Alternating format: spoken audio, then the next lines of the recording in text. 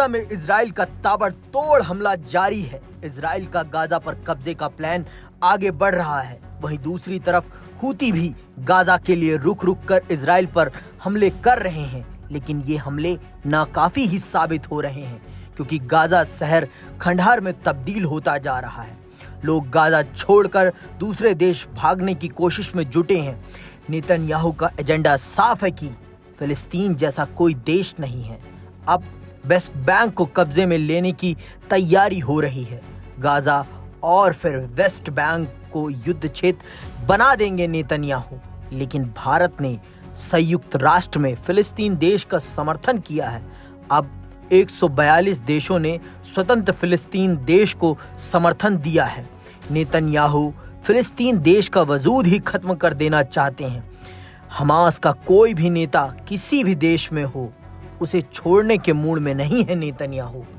IDF के पूर्व प्रमुख हर्जी हलेवी ने बताया कि गाजा युद्ध में 2 लाख से ज्यादा फिलिस्तीनी मारे या घायल हुए, जबकि कानूनी सलाह को अक्सर नजरअंदाज किया गया है।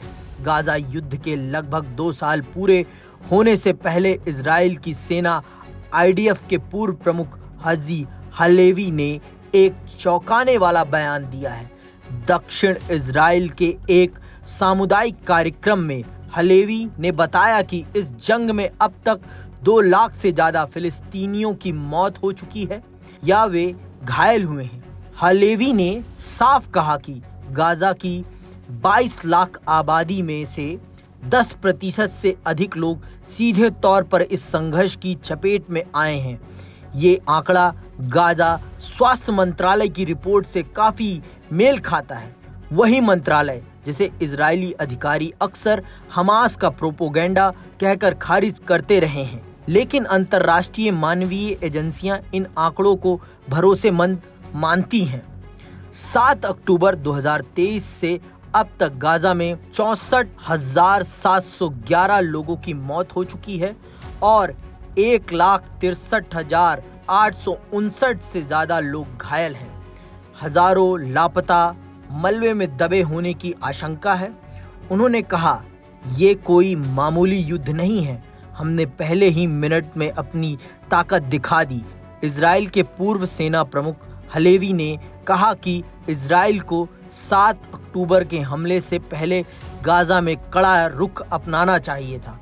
पूर्व कमांडर आइन हबेसोर मुसाव कृषि सहकारी समिति के निवासियों से बात कर रहे थे, जिसने 2 साल पहले हमास के हमलावरों को खदेड़ने में कामयाबी हासिल की थी। पूर्व सैन्य प्रमुख ने कहा कि अंतर्राष्ट्रीय मानवीय कानूनों के दायरे में हम काम कर रहे हैं, लेकिन कभी किसी कानूनी सलाहकार ने मेरे अधिकारियों को रोका नहीं। उन्होंने माना कि सैन्य वकीलों की भूमिका ज्यादातर दुनिया के सामने आईडीएफ की कार्रवाई को वैध साबित करने तक सीमित रही।